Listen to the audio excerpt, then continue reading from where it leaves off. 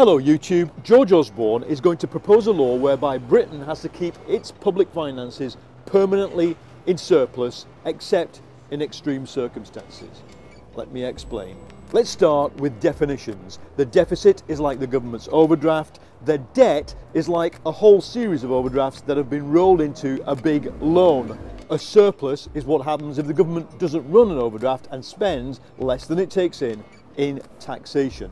Here's the challenge. Britain historically has been a deficit country, so we have a trade deficit with the rest of the world since the end of the empire, and in modern times most years we're actually borrowing rather than running a surplus, and that's because we have a big state, we have a big army, we have nuclear weapons, we have a health service, we have a lot of people in jail, we have a lot of things to spend taxpayers' money on, so we don't usually run a surplus. Countries that run surpluses tend to have a very fortunate trading position, people who export a lot to everybody else, or a lot of natural resources. That means you can run a big state and end up at the end of the year with a surplus because of all the money you take from the natural resources you're sitting on. What George Osborne's proposing to do is effectively to move Britain from being perennially a deficit country to one that in future is a surplus country. That still doesn't pay off the debt for quite some time because the debt is 80% of our GDP.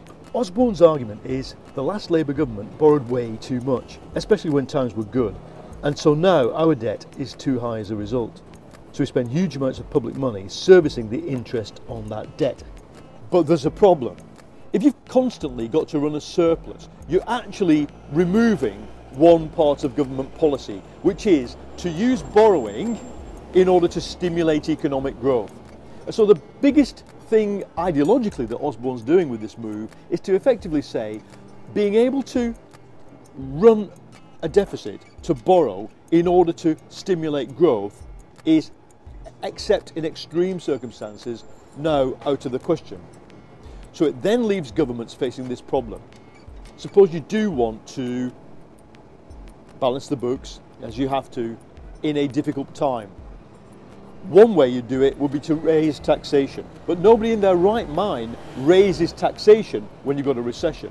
So the only way out, if the surplus is compulsory, is to cut the state.